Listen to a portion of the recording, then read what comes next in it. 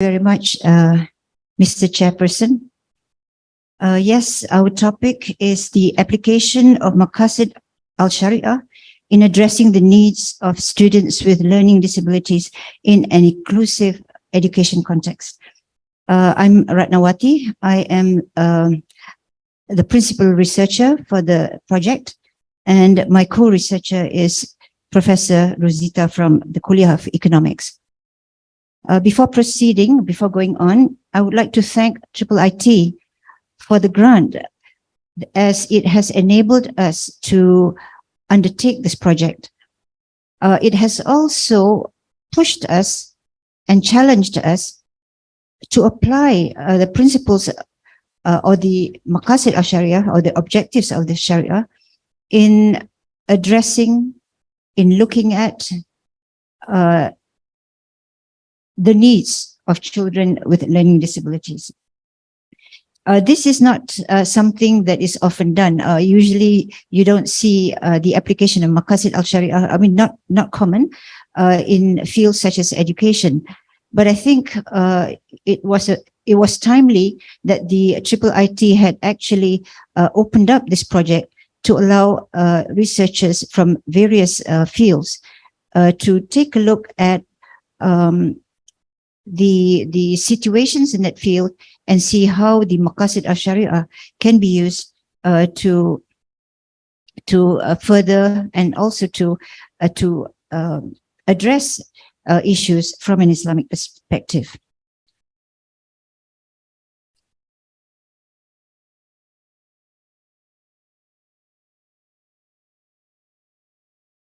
Technology is good, but at this time I'm okay. Sorry.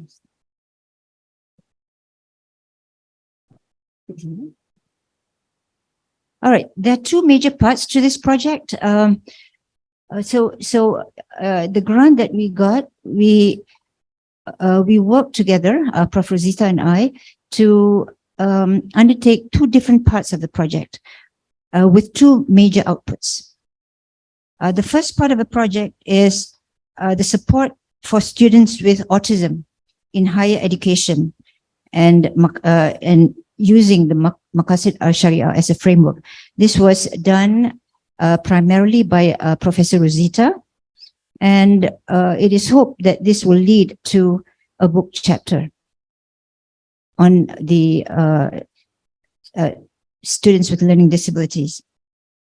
The next part of the project is addressing the educational needs of students with learning disabilities through the framework of Maqasid al-Shariah. And this was a project that I was primarily responsible for. And this project has led to an analytical essay, by which we mean that we are taking a look at the issue at hand from an Islamic perspective and using the Maqasid al-Shariah as a framework.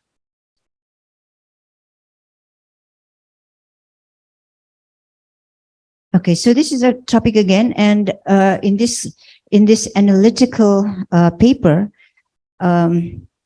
these are the authors: myself, my colleague from the Kuliah of Education, Dr. Murad, who is our resident expert, or at least we consider him as one of the resident experts on Maqasid al-Shariah, and also Prof. Rosita, who is my co-researcher, who heads the IIUM Disability Unit. So what is this analytical paper about? Basically, this paper is about our children, the children of our nation, the children of our ummah, the children of our countries. So this is about our children. It is about giving our children the opportunity for a good, sound education. And this is, a good, sound education so that they can realize their full potential. And this is something that many countries try to do and achieve, and that is to provide students with an opportunity for a good, sound education. However, not all children are able to receive sound education. And these are the children with learning disabilities, such as those with autism, dyslexia, dyscalculia, and ADHD, among other things. So why am I saying, or why are we saying that not all children are able to receive sound education? And this is what our paper tries to highlight and tries to argue that although many countries around the world, or perhaps all countries around the world, try to give a good education to the members of society, but we don't, it's not something that is always realized. And this is especially so for children or students with learning disabilities. Why is that so? Children with learning disabilities are children whose brains are wired differently, and so they learn differently. But by looking at their faces, we are not going to know if they have a learning disability. So these are called the silent disabilities. Silent disabilities. For example, if all of you were children, and if I were your teacher, if I were to look at all of you, I wouldn't know if you had a learning disability. Of course, I don't think any of you have, but if you had, I wouldn't be able to know just by looking at your faces. So this is about children with learning disabilities, where the teachers and sometimes even the parents may not know that they are having that condition. So when it comes to children with disabilities, it is estimated, and this is the introduction to our article. We start our article with the plight, the difficulty, the difficulty that children with learning disabilities have in learning, and the statistics or the prevalence of the children with learning disabilities. So from our research, we have found that it is estimated that about 10% of children in the United Kingdom and 20% of children in the United States have learning disabilities such as ADHD, autism, and dyslexia.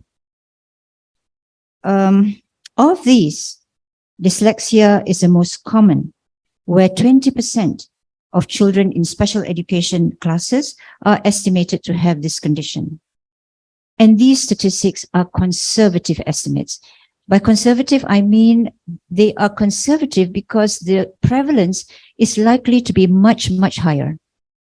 And according to the National Center for Learning Disabilities, students and children with learning disabilities number in the millions. And why is it underestimated? It's underestimated because of the invisibility of that disability. We are not able to know sometimes if a child has that disability until problems surface in school. And that's when some teachers may start to wonder, or parents may start to wonder. But there are also people or children with learning disabilities that grow up not knowing that they have that disability. And these can lead to serious consequences, which is what our paper is also saying. So children with learning, conservative estimates, yes. So students with learning disabilities are likely to experience increased levels of anxiety, are likely to have a lower self-concept, are at a greater risk for emotional and psychological problems, and also at a greater risk for juvenile delinquency if the situation is prolonged and there is no intervention. For children with learning disabilities, it is estimated that only 1 in 16, or about 6% only, receive specialized instruction that would help them to address their learning issues. Children with learning disabilities are also 31% or have a 31% greater chance of being bullied, are twice as likely to be suspended, are 3 times or 18.1% more likely to drop out of school, and are 4.5 times more likely to have mental health issues than children without learning disabilities. So if the condition remains undiagnosed and we fail to address their learning issues, these children are at a high risk of reading and academic failure, which frequently leads to frustration, psychological and emotional problems, and problems such as absenteeism, suspension, delinquency, and dropping out of school. Many of these children consequently have problems with the law, often leading to their being incarcerated or being put in jail. Not all these children will have problems with the law, but if they are undiagnosed, undetected, and if frustration sets in, restlessness, frustration sets in, these students may actually end up with troubles with the law.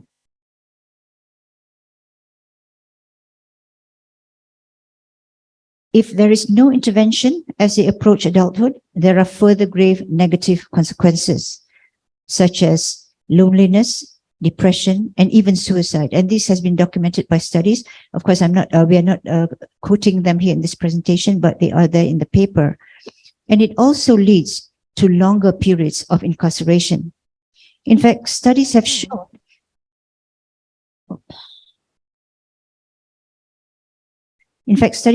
that a large percentage of the prison population have some form of learning disability. And these are studies done worldwide. So a large percentage of the prison population have learning disabilities, undiagnosed. Until they were in prison and tests were done on them, it was found that a substantial percentage of them have learning disabilities. So the psychological, emotional, social, economic repercussions of reading and academic failure are enormous. This is unfortunate because these students are between average and above average in intelligence and are able to learn. They are able to learn if provided with the right support. So because of this,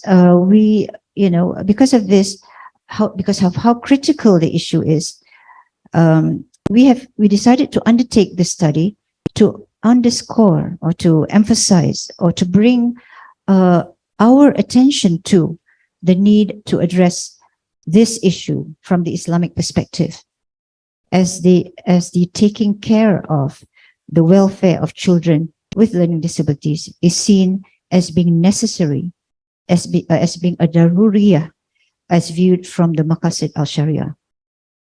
So, all right, in the later section, in the second section, I'm only going to summarize, what the paper is all about. But in the second section of the paper, we outline certain aspects of Maqasid al-Shariah.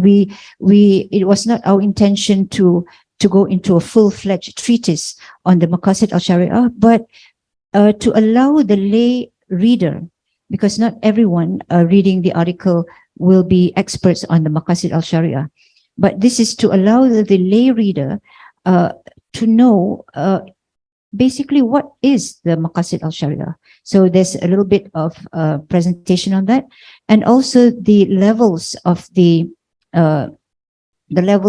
benefits in Maqasid al-Shariah, from which we then positioned our paper to assert that looking at children with learning disabilities is at the level of daruriyah, a level that is, it's necessary to take care of this issue. And by the way, before I forget, we have also in this paper benefited from the comments of our reviewer, Professor Rosnani Hashim, who has commented on the paper. And we have actually, in the latest version of the paper, which was yesterday, all right, so until yesterday, we were working on that. We have incorporated the suggestions and the comments, most of them. And we would like to thank the reviewer for her suggestions and comments. And in the section on Maqasid al-Shariah, for example, we have also added the other two levels of benefits, which is the Hajiyah and the Tahsiniyah. Although our main concern was to use or to show that the problem of students with learning disabilities is at the level of daruriyah, which is crucial for us to address.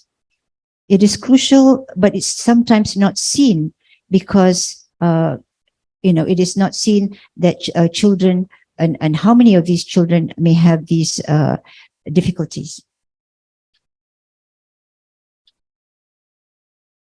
Okay, so after the section on the Maqasid al-Shariah as a framework for which we have learned from the authorities and scholars on Maqasid al-Shariah, we then proceeded with, in this part, we talked about the levels of benefits, which is Daruriyah, Hajiyah, and Tahsiniyah.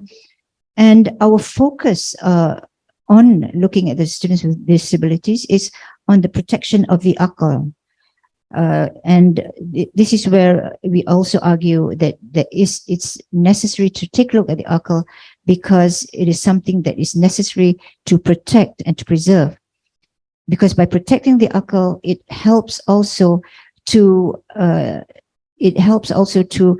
allow a good and sound education to the children, which is also important as they are growing up to cultivate and to foster the values, Islamic values that we would like children and our society to have. So our focus is about protecting the aql from harm. And after that, we proceeded to going a bit deeper into the experience and the difficulties of children with dyslexia. In this article, although we are taking a look at children with learning disabilities, we then zoomed in and focused on those with dyslexia because children with learning disabilities, they are different in terms of what they are, what their characteristics are. So we felt that it was necessary to focus on children with dyslexia to give it, to allow us to focus on some of the difficulties and to show how that impacted on their lives later on as adults. We then also discussed the issue or the importance of teacher education, and we took a look at teacher education also from the lens of the Maqasid al-Shariah. And from there, we suggested, we provided suggestions as to what needed to be done so that this issue of giving children with learning disabilities a good education can be addressed. So I would like to thank my colleagues here for your patience, and thank you again to IIIT for allowing us that opportunity to go into this subject that we have benefited from. Thank you very much.